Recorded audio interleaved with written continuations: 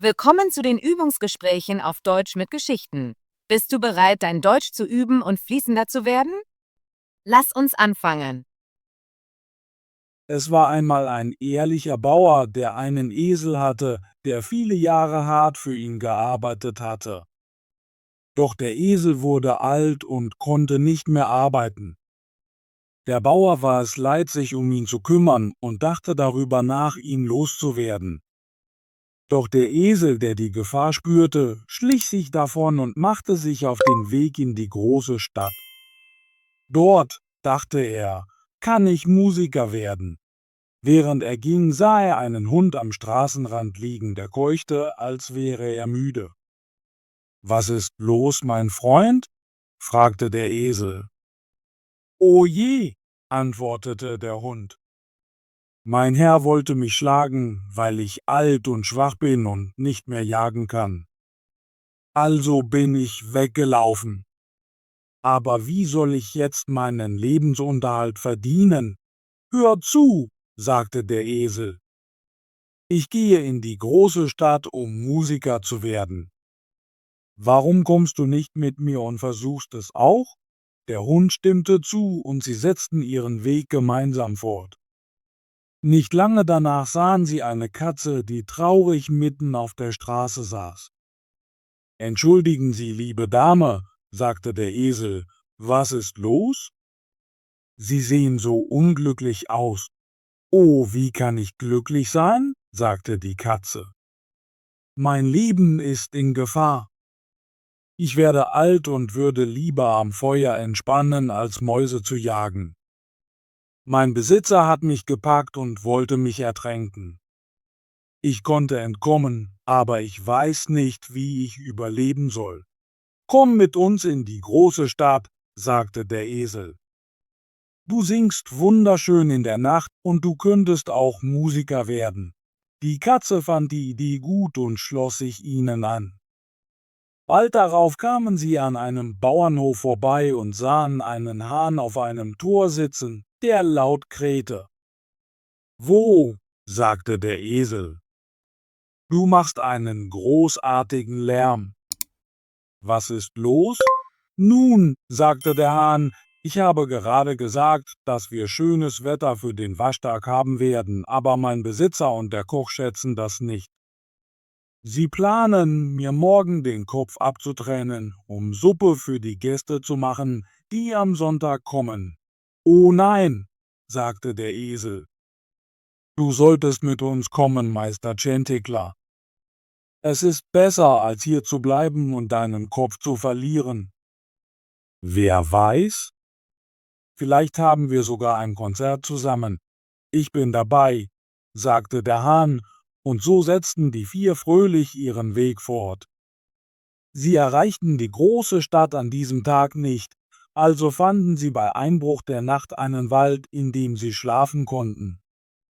Der Esel und der Hund legten sich unter einen großen Baum, die Katze kletterte in die Äste und der Hahn flog auf die Spitze des Baumes. Bevor er einschlief, schaute der Hahn umher, um sicherzustellen, dass alles sicher war. Er sah in der Ferne etwas Leuchtendes und rief zu seinen Freunden: »Da muss ein Haus in der Nähe sein, denn ich sehe ein Licht.« »Wenn das wahr ist«, sagte der Esel, »lass uns gehen, denn dieser Ort ist nicht der beste zum Schlafen, und ich könnte wirklich einen Knochen oder etwas Fleisch gebrauchen«, fügte der Hund hinzu.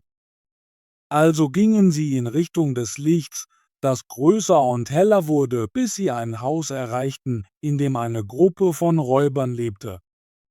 Da der Esel der Größte war, schaute er durch das Fenster. »Was siehst du, Esel?«, fragte der Hahn. »Ich sehe einen Tisch voller Essen und Räuber, die fröhlich beisammensitzen«, antwortete der Esel. »Das wäre ein großartiger Ort für uns«, sagte der Hahn. »Ja«, sagte der Esel, »aber wie kommen wir rein?« Sie dachten gemeinsam nach und kamen schließlich auf einen Plan.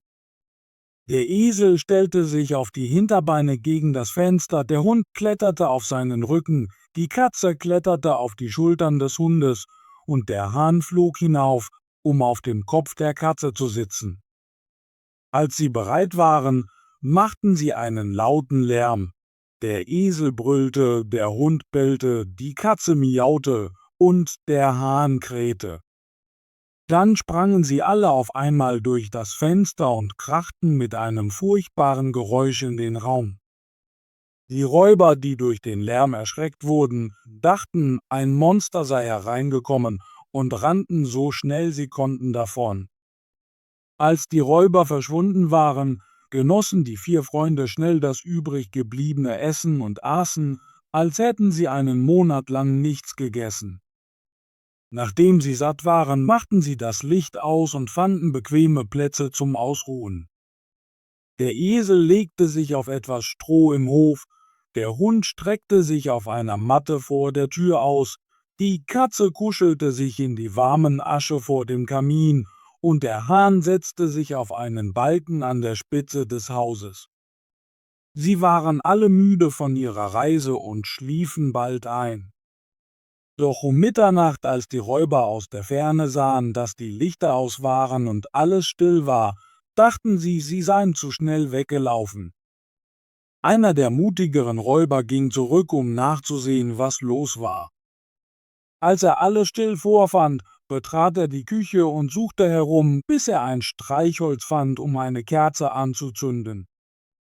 Als er die leuchtenden Augen der Katze sah, hielt er sie für glühende Kohlen und versuchte, das Streichholz daran zu entzünden. Doch die Katze verstand das nicht und sprang auf ihn zu, fauchte und kratzte. Das erschreckte den Räuber, der zur Hintertür rannte, aber der Hund sprang auf und biss ihn ins Bein.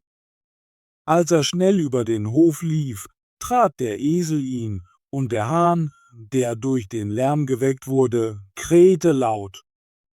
Der Räuber rannte zu seinen Freunden zurück und erzählte ihnen, wie eine schreckliche Hexe ins Haus gekommen war, ihn angespuckt und sein Gesicht gekratzt hatte.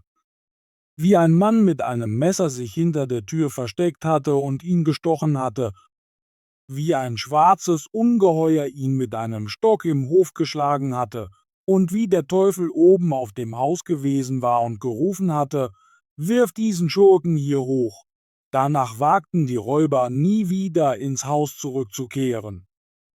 In der Zwischenzeit waren die Musiker so glücklich mit ihrem neuen Zuhause, dass sie beschlossen, dort zu bleiben, und ich bin mir sicher, dass sie bis heute dort glücklich leben. Tolle Arbeit! Möchtest du dein Deutsch üben und flüssiger werden? Bitte abonniere unseren Kanal und aktiviere die Benachrichtigungen, damit du keine unserer kostenlosen deutschen Geschichten verpasst. Bis zum nächsten Video!